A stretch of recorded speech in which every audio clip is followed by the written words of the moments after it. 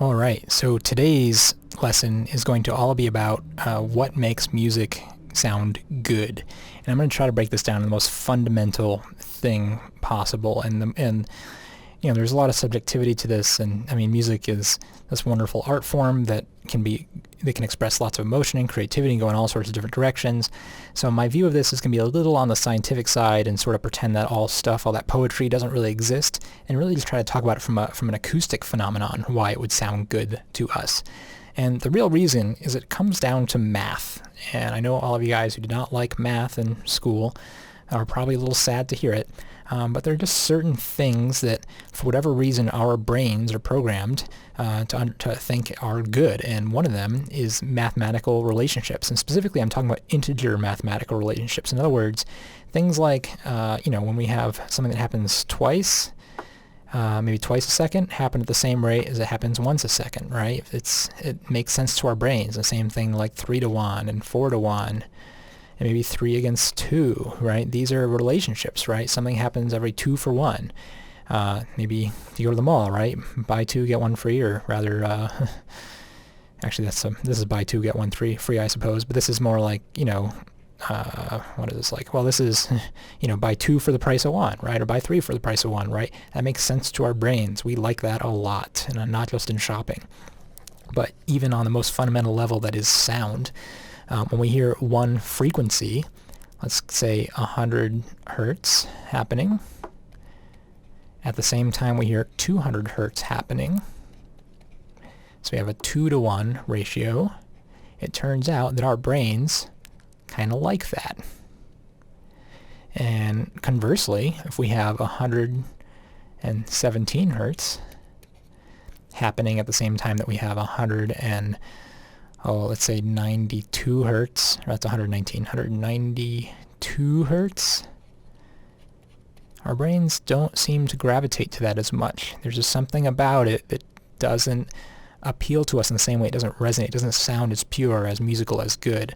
And I can demonstrate this for you right now. So let's go to Cubase. And I'm going to use a program called Absinthe. And what's cool about Absinthe is it'll let me actually specify individual frequencies. So actually, instead of 100 hertz, actually, you know what I'm thinking? Let's go back. My little bamboo dock here.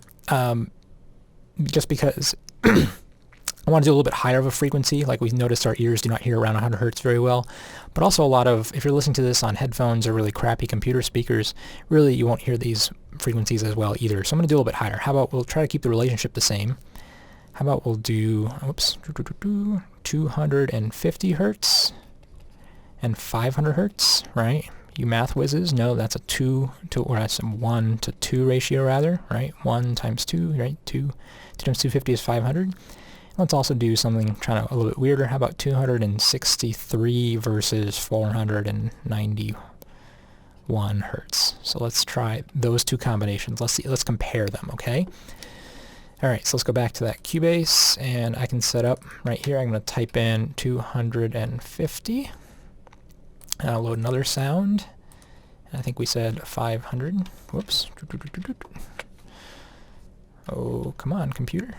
There we go. No. Oh, I see. I will have to put this in hertz mode first. 500 hertz. Not sure why it's adding the 0.1 there, but that's okay. It should be close enough. So let's listen. So there it is. It's pretty nice, actually. Getting some distortion, though. Hopefully that's at a good volume level. I really can't tell. Okay, but, it sounds that tone. It's not bad, right?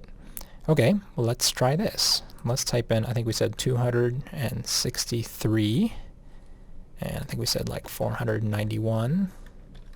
Okay, so is this twice that frequency? Definitely not. Let's take a listen.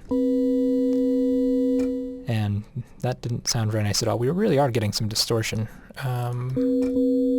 Okay, we're just oversampling. Let's turn those off. So we can compare this sound to this sound. Alright, which one did your brain like better? Alright, pretty clear this 2 to 1 ratio. You can actually see it on my chart over here. the two little spikes in the frequency spectrum. We're just making two frequencies, that's all. And that sounds pretty nice. And it works with other ratios too. How about 250 and 750, right? So it's 3 to 1. Oops, 27, nope, not 80. I'm having problems with my number pad today. Just clumsy fingers. All right, it's 250 to 750. This should also sound good, right? 3 to 1 ratio. And it's very different sounding, but it doesn't sound bad. And if I detune this,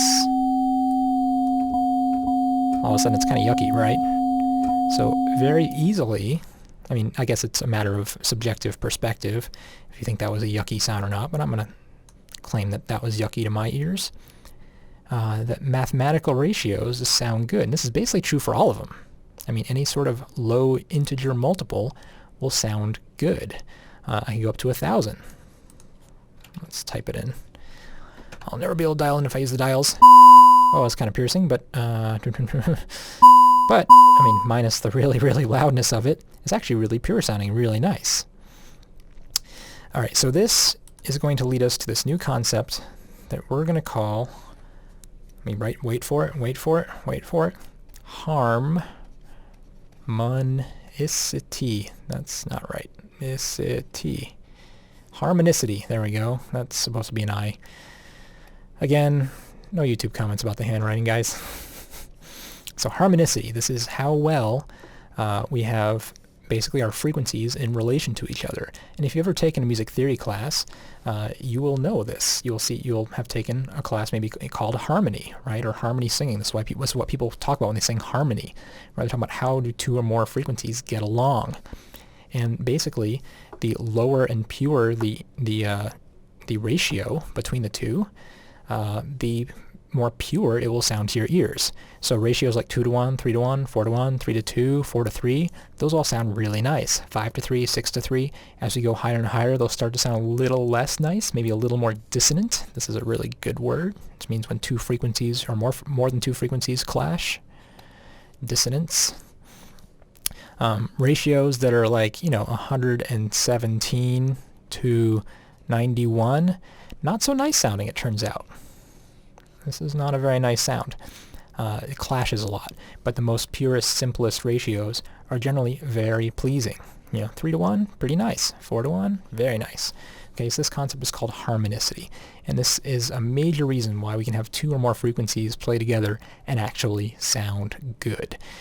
How does this help you in your recording and music production? Well, for the most part, when you're starting out, it won't.